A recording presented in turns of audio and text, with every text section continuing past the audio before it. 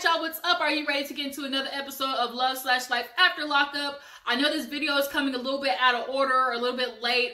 We had a false alarm with my sister when it came to my little niece that's on the way. She's been having contractions. We thought something was getting ready to happen. But, you know, false alarm, it's okay. Hopefully by the end of this week we will have a newborn baby. But, you know, I want to come and catch up with you guys about life after lockup because everybody's relationship at this moment is like literally going straight to hell. And especially Lamar and Andrea's like, bitch, did y'all see the two-piece that she was serving Lamar? Man, she said, you gonna get all these hands, a two-piece with a side of green beans, mashed potatoes and gravy, and 2 biscuits on the side. She was knocking that nigga upside his head like it was for sports. She became Layla Ali all of a sudden. But we're gonna get into all of that. But before we do, you know what you gotta do. Hit that subscribe button. Don't come over here without subscribing to the girls fam. And then smash that like button as well, okay? Thumbs up. So let's get into the episodes. Not waste no time. So we open up with good old anorexic Cheryl and Josh, y'all. We've been waiting on this moment like forever. We have been waiting for these two angry, like, buster heads to just leave each other. Cheryl, you getting kicked out the mama's house. She done had it with you. She done slapped you in the face. You was talking all that hot shit and she beat you to the punch and now you want to claim victim. Oh, she hit me. She hit me. But I'm sure I heard you in that confessional like 2 episodes before that said you was ready to knock old mama's teeth out her mouth. So looks like you all, you know, talking, no action. But nonetheless, she's looking for a home and Josh shows up 30 minutes late. And we all know Cheryl already got anger issues. So she's pissed off at him. Ultimately, it leads to a fight where she's like, you haven't been treating me right ever since we got into your mom's. You don't want to pay attention to me. You've been treating me like shit. You let your mom talk to me any type of way. Josh is over it. He's like, look, man, you got problems. Like, maybe we don't need to be together. She's looking at him like, oh, really? We don't need to be together? When I was, you know, when you were locked up and I was sending you money, putting money on your books, your commissary, putting money on your phone, I was good enough for you then. But now all of a sudden, I'm not now. Like, you don't want me now? And it's like, well, forget you then. Go to hell. He's like, you know what? I sure might end up there. Or something like that along those lines. Basically, he said, bitch, I'm going to hell. I already know that. But shit, you going to be following me right after. And Cheryl wants to be mad. You know, she came all this way from Michigan or wherever it was, Timbuktu, and you brought your son with you. This is the problem. Don't take your ass nowhere for no man unless you know the shit is serious. You went chasing after some man because you insecure. You done got over some shit in your life. You want to claim, oh, I understand what it feels like to not have a second chance because she was on drugs and what have you. But I know the sister's going to give her a big old I told you so when she drives her ass back home. Because she looking at him like, okay, fuck you, go be with your mama. I'm leaving, I don't need this shit. He said, well, skip then, bitch. Excuse me? Who's skipping where, bitch? Like, who the bitch here? Like, Josh, I mean, I can't stand Cheryl, but damn, the gumption that he had in his chest when he said, well, skip then, bitch. I was like, wait a minute. Like, okay. Disrespectful ass Josh, you mama's boy. Of course, she leaves. She's sad. We all know she's sad, even though she's trying to pray hard. Her little anorexic ass, like, knees knocking together, just trying to walk to the damn car. He ends up calling his mama and fills her in on the details of him and Cheryl broke up. She's like, I didn't like the bitch, no way. Couldn't stand her. I'm glad y'all breaking up. He talking about, I feel free, you know, better get on with my life so I can work. Okay, you gonna work and stuff. You say you're gonna pay your restitution to get a license.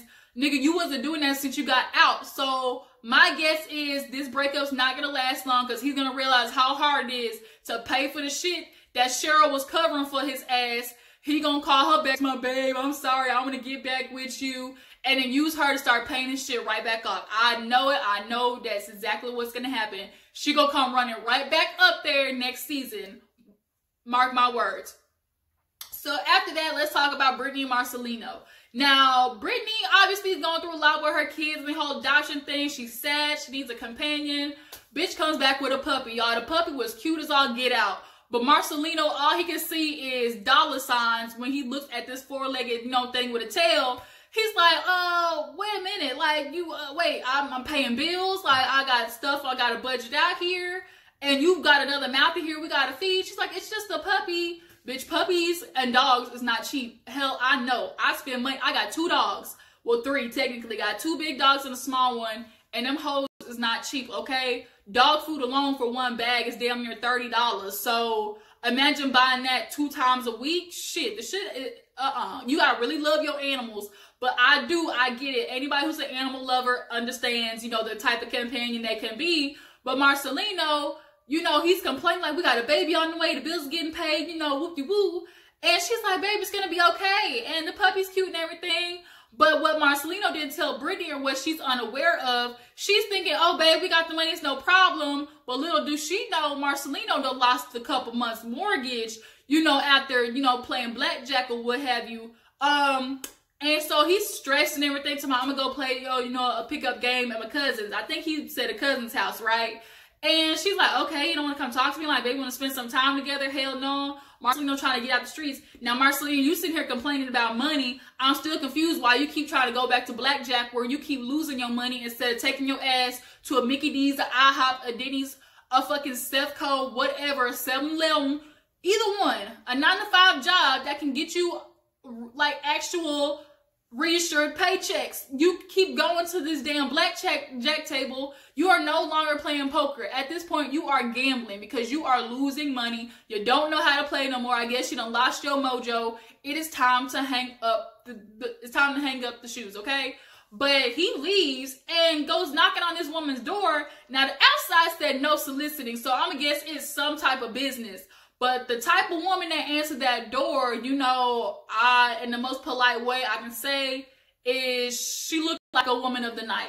As my grandmama likes to say, you know, the most polite way to say, the bitch look like a hooker, okay? She answered the door to my, hey, Marcelino. He's walking in like, hey. I said, what the, hey, who Marcelino? Who is Marcelino? Who is that? Who's that, Marcelino? Because that's not how we know you, Marcelino. That's like, what? And so Brittney don't know, but she kind of got, you know, her little spidey senses is tingling, like something ain't right with him. So I think in the next episode coming this season, like, she gonna confront him about it, right? So who's after that? Let's talk about Lacey and John. Now, after Lacey heard about what Shane did, cheating on her, it gave her the perfect goddamn out that she wanted all along to go running after John's ass, okay? She has been wanting to get back with John since she was with Shane. She married him and was thinking about John the day of, was probably thinking about John when they was on the honeymoon. Like, she went go running after him. Now, John, you know, is in the halfway house or rehab or whatever. Got him a job. He's doing better. Is on the up and up. But she runs up on him at his location of work. I'm like, you can't just be running up at random people's houses. Ooh, excuse me, y'all. You can't be running up at people's houses while he's at work installing damn plumbing systems or water heaters or what have you.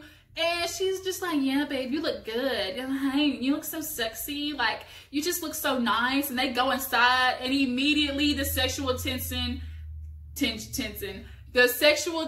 like, is on 10. They rubbing on each other, kissing. He talking about, you look good. She talking about, you look good. They was giving, you know, each other the doomy eyes. Like, it was definitely like she cheating on Shane tonight. Like, exactly what she been wanting to do.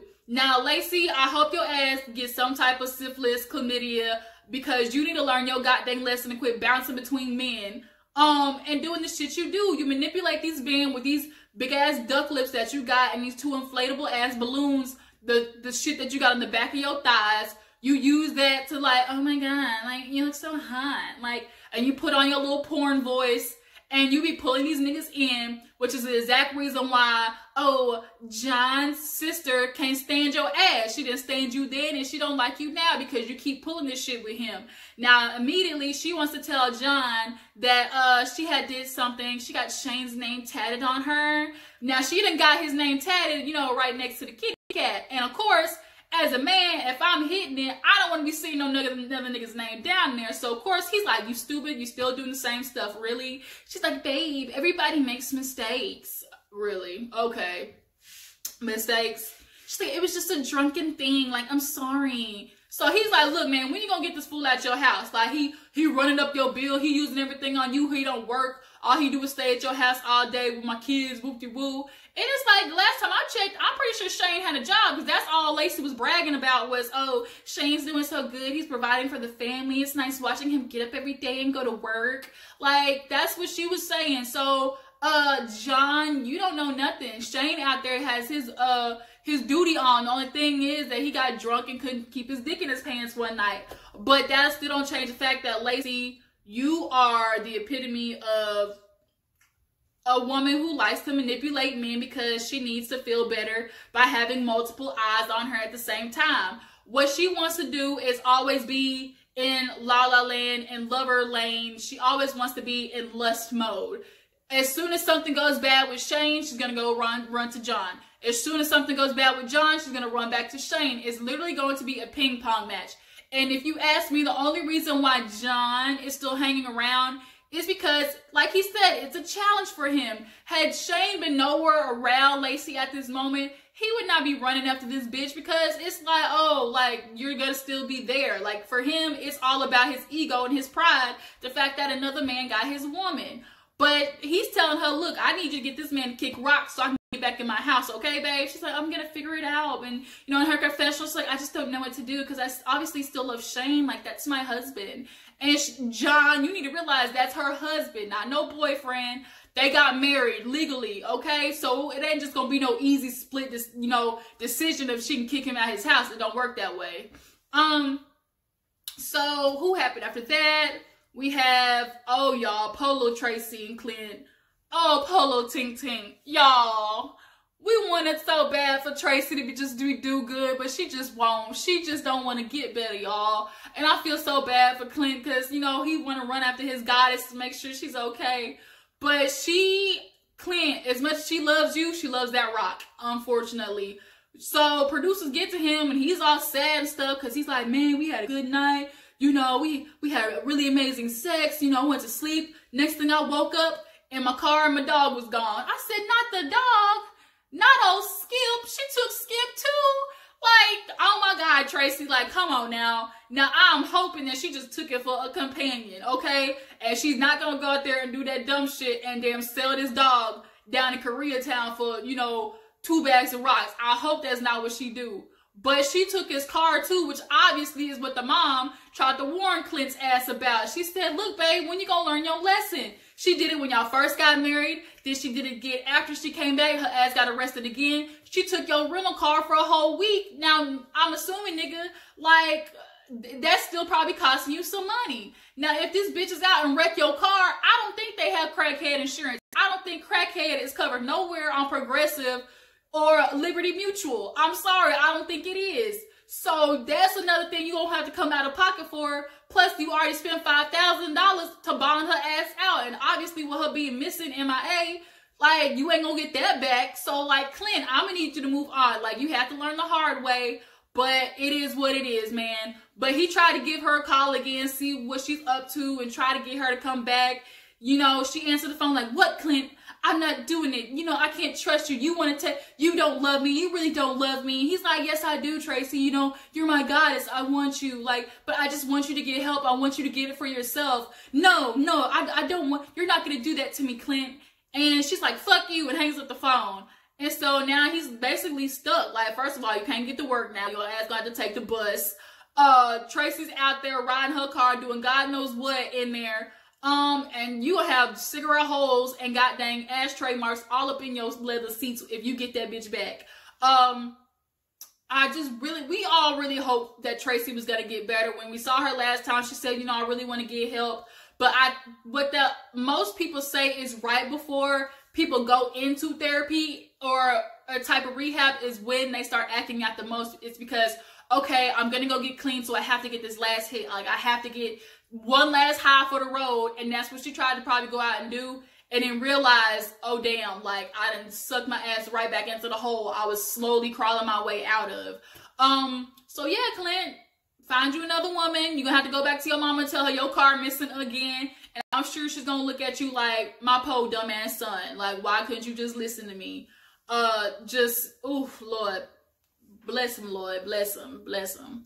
So, last but not least, let's get into, who else was, oh, no, we got to talk about Lamar and Andrea. No, I'm saving them for last. Let's talk about Michael, Sarah, and this Maria bitch that I absolutely cannot stand. Maria, I'm going to need you to understand, bitch, you don't even have a title yet. all Michael keeps calling you is the girl I'm rocking with right now. That's all you are. You the who he kicking it with right now, okay? You ain't even girlfriend. You ain't even like, you know, my main chick, nothing like that, okay? Now, Megan sitting there singing, talking about, oh, Michael, oh, my heart, oh, you did this to me, oh. Like, just going. It's like, Megan, I need you to let this nigga go. You want to call, she calling his mama, talking about, you see, Michael, you know, I just want to make sure he wasn't locked up or nothing, even though, like, her and the mama ain't on good terms.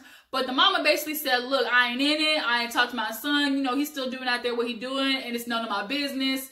You know, that is what it is. Now, Megan, you call her just to sit there saying, well, I don't believe her anyways. You know, she always lies for him. She didn't even tell me Michael was married. Bitch, that was her job to tell you her son was married. That was Michael's duty. And because Michael is nothing but a fuck nigga, of course he's not going to tell you that he's married with 2 kids. Like, no, he's not. You need to learn your lesson. Count this as a blessing in disguise. The nigga was only using you for the moment because you had some money probably. A place, you know, paying for everything in his. And now that he done ran you out, dusted, you know, the virgin off of that puss, you know, it's time for him to move on. He's trying to kick rocks, and now he moved on to Maria's old ass. She a good, you know, 35, 47 years old with some kids, obviously. And she doesn't know her place. For Maria to sit there and be like, oh, you know, Sarah needs to understand y'all not getting back together. You know, the kids need to know mommy and daddy are just doing this for co-parenting. If we can't get nothing right, I will be paying a visit to Sarah.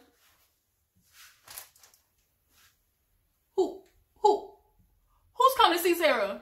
You coming to see who?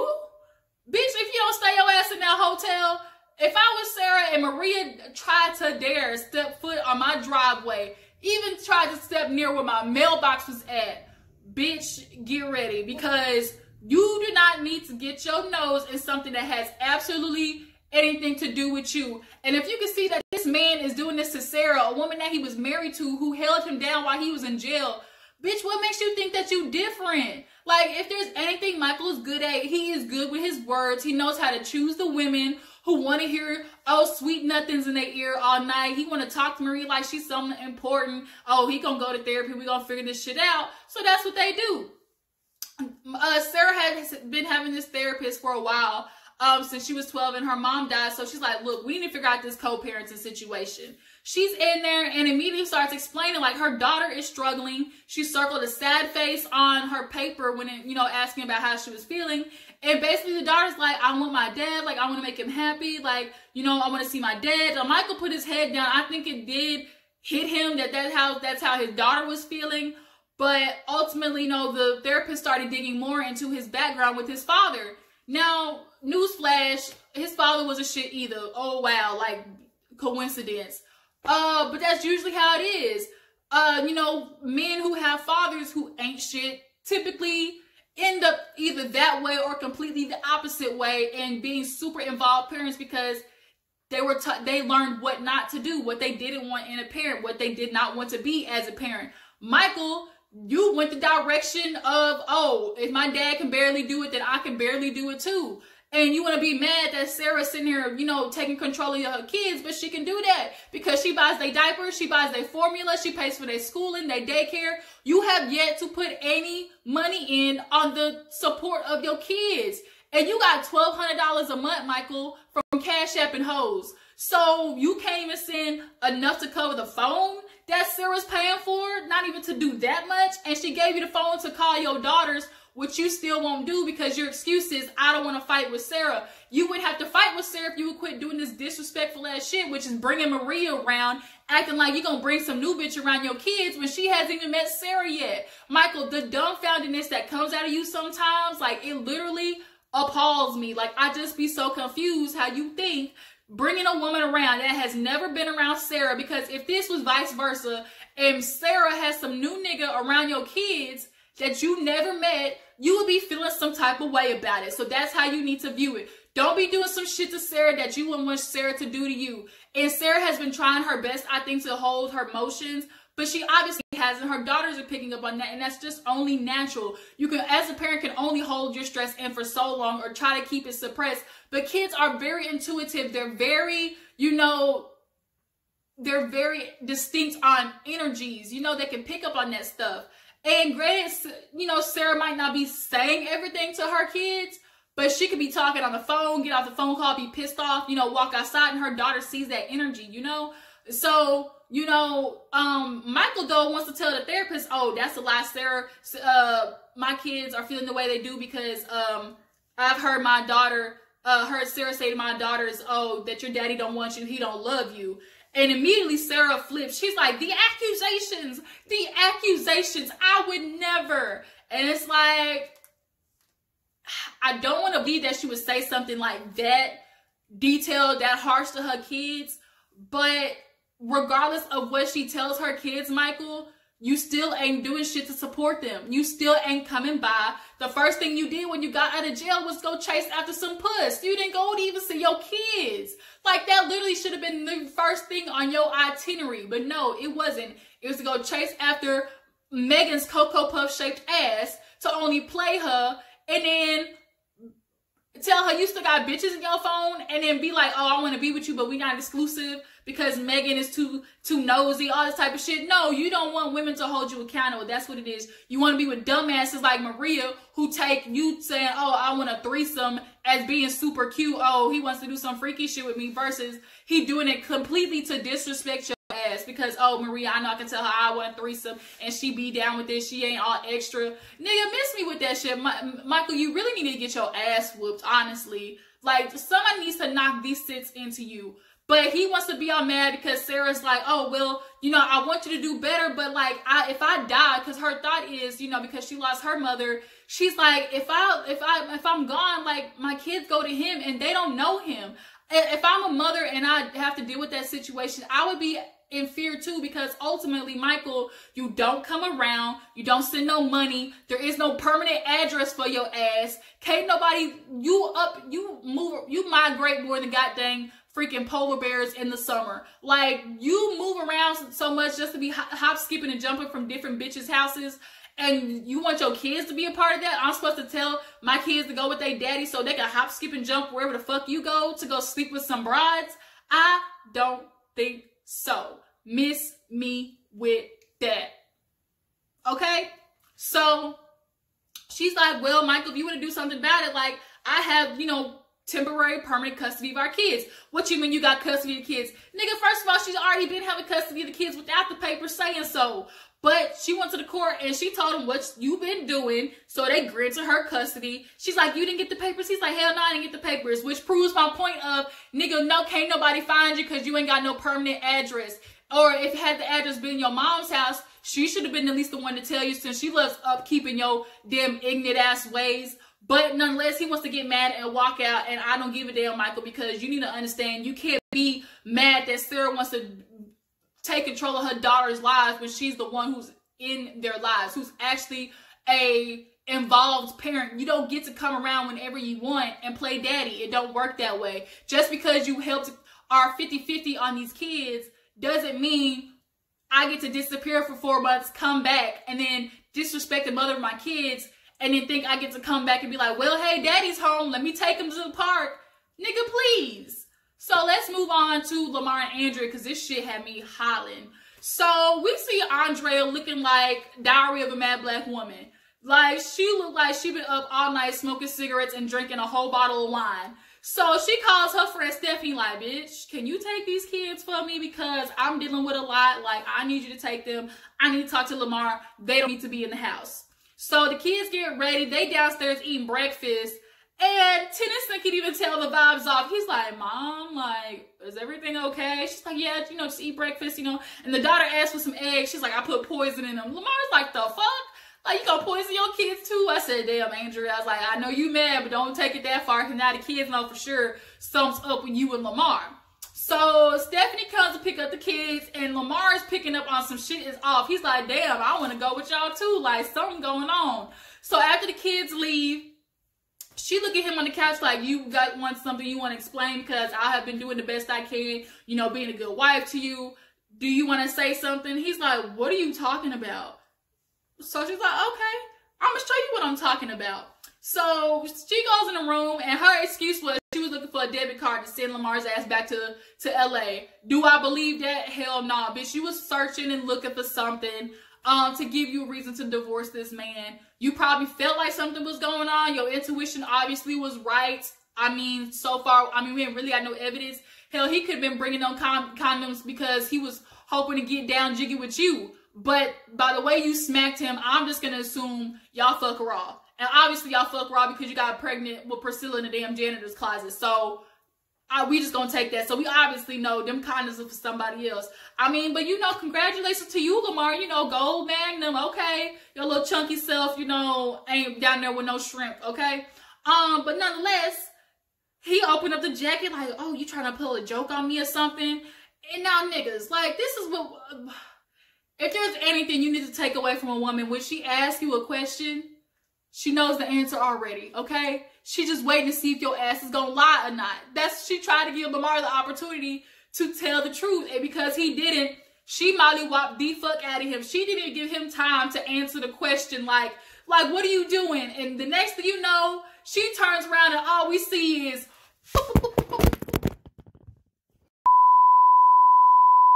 She slapped him like, how can you do this to me? Me and my kids. We need to put you need to help you. You need to put us through all this shit. I can't stand you. Production was in the way. They was getting hit too. Like, Andrea was not here for the bullshit. And that's where the episode ends. And we just got to see if Lamar is going to go back to LA or he's going to admit that he was fucking somebody else. Who knows? But y'all tell me what you think about life after lockup, everybody in that couple. Are we glad that Cheryl and Josh finally split? Do you think Lamar was cheating on somebody else, or was it just like he had condoms for Andrea? And tell me what you think about the Maria bitch trying to say that she's gonna visit Sarah. Does she have a right to visit Sarah? Y'all drop down in the comments and let me know. I appreciate you for watching. Don't forget to smash that like button, hit the subscribe button as well if you haven't already, and I'll catch you guys on the flip side. Deuces.